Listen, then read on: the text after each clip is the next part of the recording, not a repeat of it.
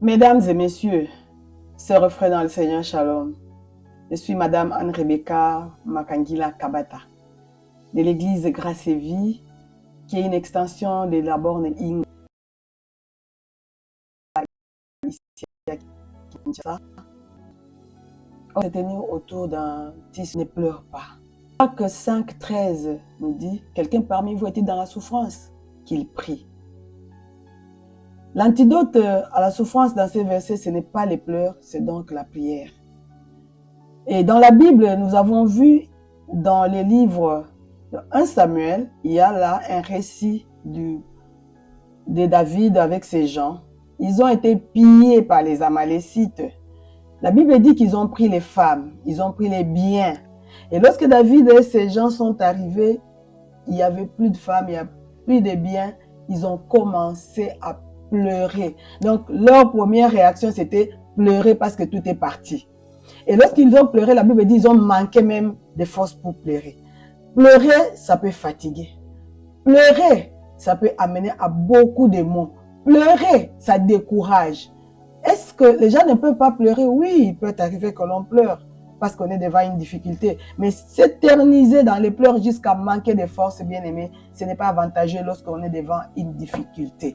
Voilà pourquoi dans ces récits, la Bible dit qu'à un moment donné, David, lorsque le peuple a voulu les piller, les lapider, il s'est ressaisi.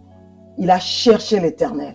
Il a demandé à Dieu, dois-je poursuivre? L'Éternel lui a accordé de poursuivre. Il n'a pas croisé les bras lorsqu'on lui a dit de poursuivre. Il a pris ses troupes et il est allé à la poursuite de ceux qui avaient pris, et les femmes et les biens des enfants. Bien aimé, ce qui est important ici, lorsque David a cessé de pleurer, il a prié, il a poursuivi les ennemis, Dieu lui a accordé de ramener tout. La Bible dit David ramena tout.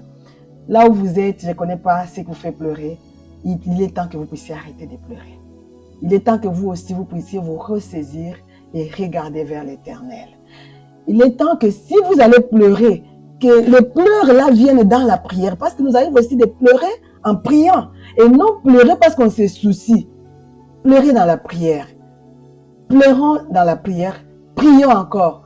Et quand Dieu nous donne quelque chose à faire, ne croisons pas les bras. Fais quelque chose. Je ne sais pas ta souffrance qui te fait pleurer. Ça te demande de t'élever et de faire quoi? Bien-aimé, faites-les. Priez et faites quelque chose qui peut apporter la solution à votre problème. Donc nous voulons nous dire ce soir que devant la souffrance, il faut prier. Je prie pour vous. Seigneur, tu connais mon bien-aimé. Seigneur, tu connais ma bien-aimée qui m'a suivi.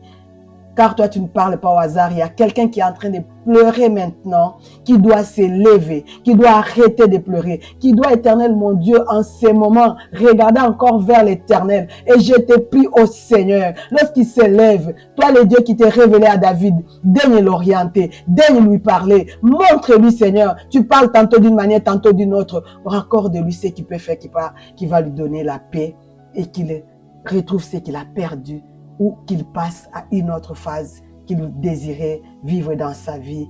Nous te bénissons au nom de Jésus. Que Dieu vous bénisse. Ne pleurez pas. Priez au contraire. Nous sommes à la fin de notre émission de cet après-midi. Nous voulons remercier Papa Michel Omari qui nous a accordé cette opportunité de nous retrouver. Et nous remercions aussi l'équipe technique pour son travail. N'oubliez pas de contribuer à l'avancement de cette œuvre. Que Dieu vous bénisse.